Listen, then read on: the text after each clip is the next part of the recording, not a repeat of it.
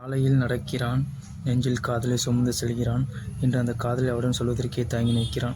நம்ம 2 பேரும் எவ்வளோ அழகாக காதலிச்சோம். ஆனால் இப்போ பாரு, என்னால் உன்கிட்ட பேசக்கூட முடியல. ஒரு வாரத்துக்கு முன்னாடி தான் நம்ம 2 பேரும் கடற்கரையில் நடந்துக்கிட்டு இருந்தோம். அவன் சொன்ன சின்ன சின்ன சொக்குக்கள்லாம், முட்டாள்தனமான சொக்குக்கள்லாம் அவள் சிரிச்சிட்டு இருந்தா. ஆனால் அந்த சிரிப்பு இப்போ காற்றோட கலந்து போச்சு. அவள் ரொம்ப மௌனத்துக்கு உள்ளாயிட்டா. ஏன்னு தெரியல. அவனோ பேசக்கூடாத வார்த்தையெல்லாம் பேசி அந்த சின்ன மனசை காயப்படுத்திட்டான். நான் தான் ரைட்டு, நீ தப்பு அப்படின்னு அவகிட்ட காட்டின ஈகோவால் அவளோட மனசு ஃபுல்லாக உடஞ்சிருச்சு.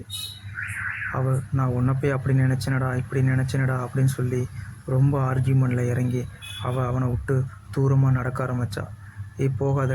போகாதடி, எனக்கு பதில் சொல்லிட்டு போடின்னு ரொம்ப விரத்தில் அவளை பார்த்து கத்துனான். நான் போடா, உன்னை நான் அவ்வளோ நம்பினேன், நீ என்னை விட்டேன்னு சொல்லி அவளே அவனை விட்டு ஒதுங்கி போக ஆரம்பித்தா. அவன் இறுதியாக அவளை பார்க்கணும், சந்திக்கணும், அவகிட்ட போயிட்டு பொறுமையாக பேசினான்.